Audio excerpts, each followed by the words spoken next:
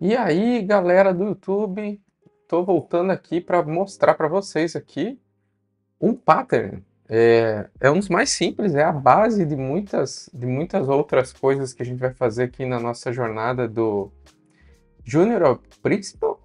O nome desse pattern é o Bom Cidadão, ou Good Citizen, ou Boa Sociedade, também dá para encontrar bastante gente chamando de Boa Sociedade. Ele é bem legal, é bem simples. Se você não faz ele, recomendo que passe a fazer a partir de hoje. Você vai ver um upgrade muito legal no seu código. Não é um pattern mirabolante de interface, de herança e tal. É mais um pattern de boas práticas. Basicamente, acho que o primeiro artigo que eu li que me marcou foi desse cara aqui chamado Mark, 2009.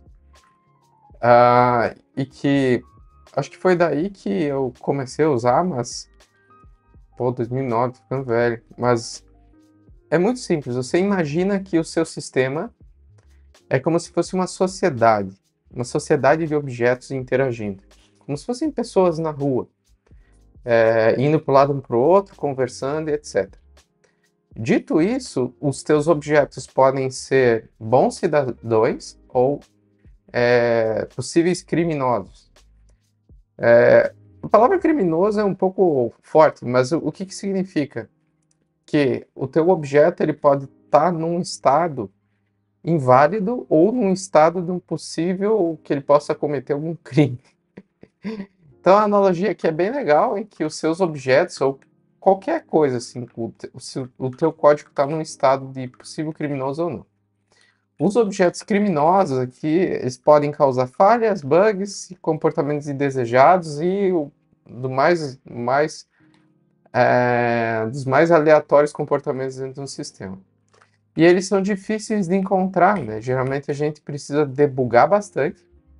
Lembrando que a gente não debuga em produção, e o nosso debug em produção é encher de log. Então, para executar esse padrão do bom cidadão, existem algumas regrinhas bem simples.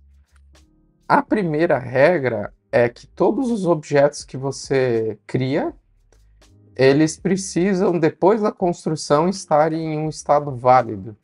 Então, toda vez que você vai lá e digita class, bababá, e cria um objeto e tal, se algum desenvolvedor do teu time ou alguém no futuro for usar esse código puder criar esse objeto num estado inválido, você já rompeu, já violou a primeira regra. Você tem que impedir isso by design. Então, eu vou mostrar aqui, deixa eu ver, acho que eu tenho um projeto que dá para usar. Vamos para um TypeScript aqui de Node.js. Vou mostrar isso aqui na prática, né? Que essa é a ideia do YouTube, que eu trazer as aulas para vocês na prática. Eu vou criar uma pastinha aqui, Bom Cidadão. Vou deixar só agora. Vamos inventar um objeto aí, pode ser um carro, né? O carro, aqui, ah, aqui a gente não tem nenhum case de negócio, mas dá para brincar aqui. Vamos criar a classe carro. E essa classe carro, ela deveria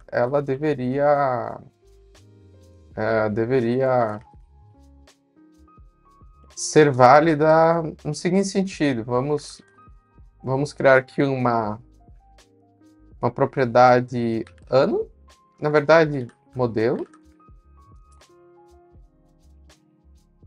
Vou criar outra propriedade placa e outra chamada ano. Vamos colocar um underline aqui para transformar em privado. Vamos gerar. Eu acho que com zoom, eu dou um zoom aqui para vocês poderem verem melhor. Só que o zoom dá zoom nos meus alertas, aí os alertas ficam atrapalhando. Vou corrigir isso aqui depois, né? Tá, vamos gerar os getter setters disso aqui. Modelo placa e ano, legal. A ideia aqui falando desse pattern é que você não pode permitir que outras pessoas criem ou instanciem esse objeto de maneira que ele fique inválido. Então, vamos criar um teste aqui, só para a gente ilustrar isso, né? Vamos importar o carro.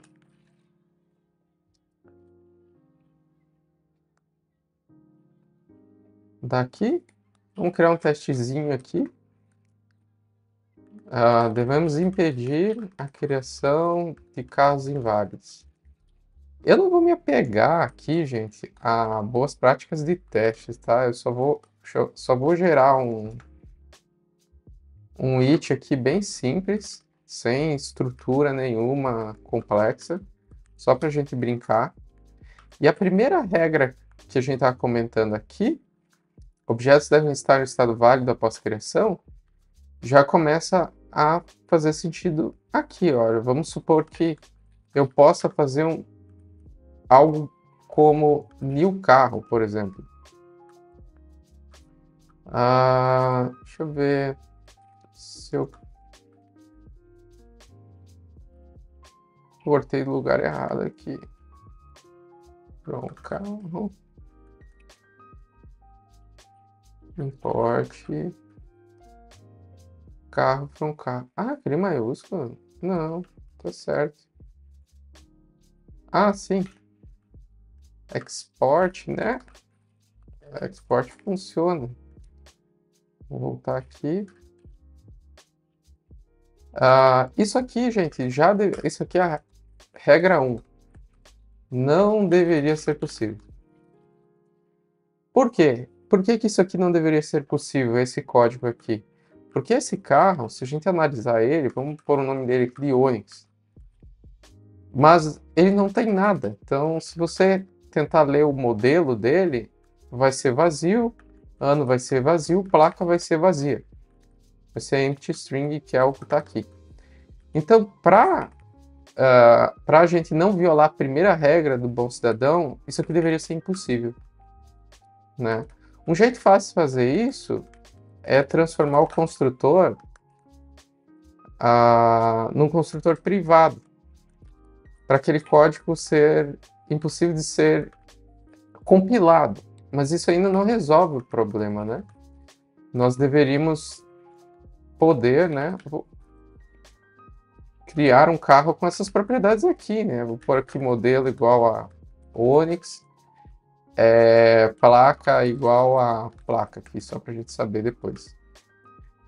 Então aqui eu inviabilizei a criação, porque isso aqui deveria ser impossível, para ele não ficar num estado inválido momentaneamente entre a criação e os setters. Então eu preciso de um construtor, né? Então o construtor aqui eu vou passar modelo, ano e placa. Só que esse construtor não existe. Então vamos lá corrigir. Vamos tirar o privado daqui.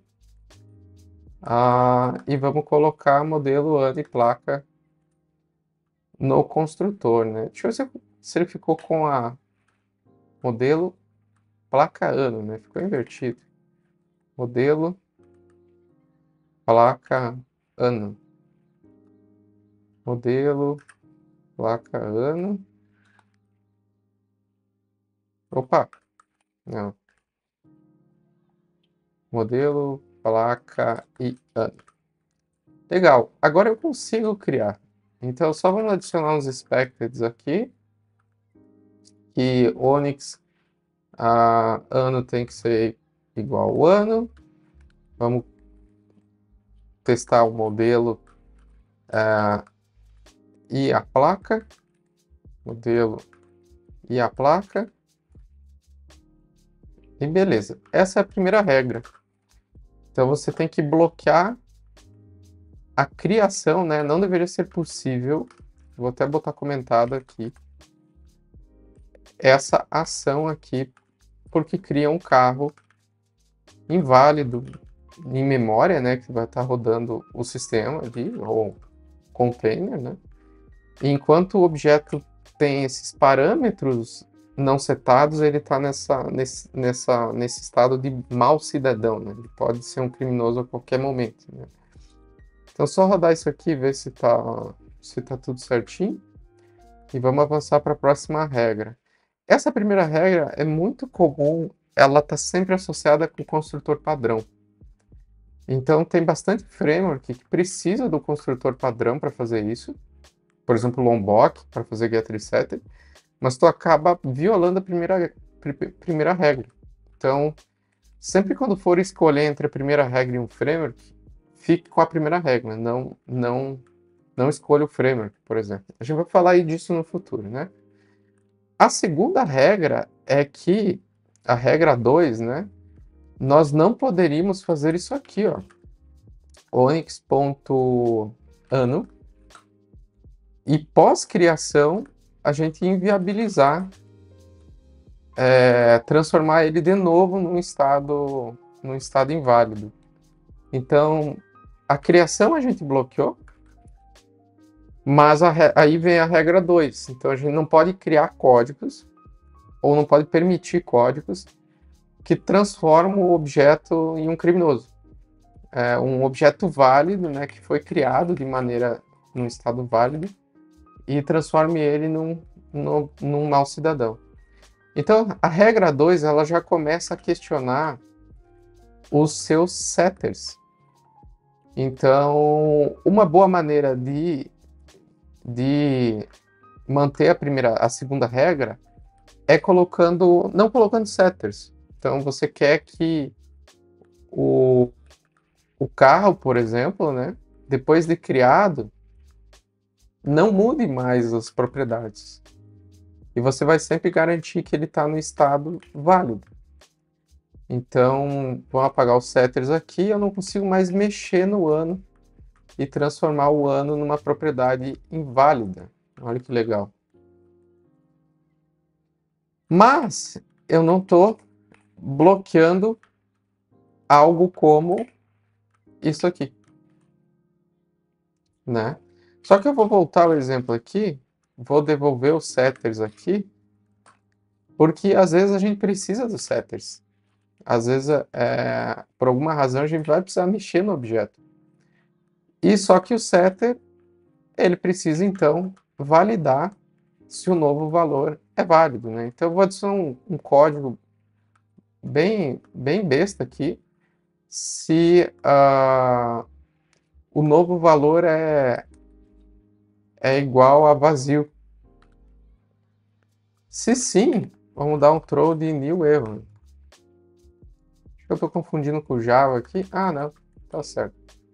Então, se a gente fizer isso agora, vamos tentar rodar o teste aqui. Esse setter aqui de ano tem que falhar. Ele não pode deixar a gente trocar o ano do carro por vazio em tempo de execução do sistema. Basicamente, o bom cidadão é mais ou menos desse estilo. É mais ou menos, vamos supor assim, quando você está criando um objeto, pensando nisso, o bom cidadão é praticamente isso. Então, vou trocar aqui para 2022. Detalhe, não estou fazendo TDD, tá? Senão o vídeo ia ficar muito comprido. Eu estou só em cima de um mesmo teste para ensinar o pattern. Legal. Ainda na regra 2, a gente bloqueou o setter, mas a gente precisa ter cuidado também com o construtor. Então pode ser que o construtor não esteja validando e o setter esteja validando. Então, isso aqui também não deveria ser possível. Criar um carro a partir de um valor inválido, né? Então, olha, esse teste passando aqui é um falso positivo, né? Porque essa regra que está no setter também deveria estar aqui, por exemplo, né? O ano passado deveria ser informado. E aqui vocês podem imaginar as inúmeras regras, né? Que o ano não pode ser em branco, ou tem que ser dentro de um intervalo, mas eu não vou entrar nesse detalhe aqui, só estou usando o exemplo de vazio ou não. Mas vocês podem ter regras bem mais complexas, como a placa tem que ser de um determinado tamanho, num determinado formato. O modelo tem que ser um modelo que existe numa lista, num enum, por exemplo, por aí vai. Então aqui ó, a gente causou a falha aqui da criação por causa da regra lá, né? Vamos devolver o valor ali para a variável e vamos rodar de novo para ver como é que fica. Mas a gente conseguiu bloquear o construtor padrão, conseguiu inviabilizar a criação de um carro inválido, conseguiu bloquear a criação de um ano que não existe ou inexistente, e a gente conseguiu bloquear o setter com um valor inválido. Então, quando outro desenvolvedor for usar esse objeto, ele não vai conseguir fazer isso aqui. Ele já vai ter um erro dos argumentos aqui, né? Existe só esse construtor, e se ele passar vazio, ele vai tomar um erro.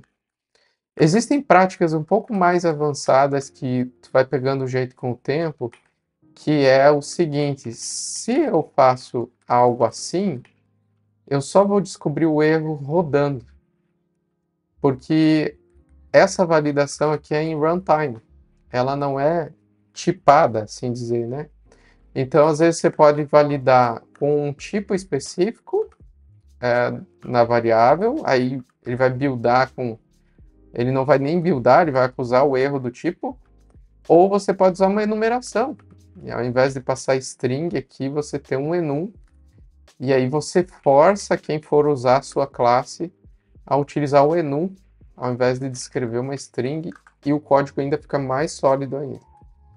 Então, é isso a primeira e a segunda regra. A terceira é que todas essas regras do bom cidadão devem estar escritas numa suíte de testes bem robusta, explicando como um objeto, como aquele objeto deve ser criado de maneira válida. Então, o teste do objeto é como se fosse uma documentação de como usar aquele objeto de maneira válida. Basicamente, o bom cidadão é isso.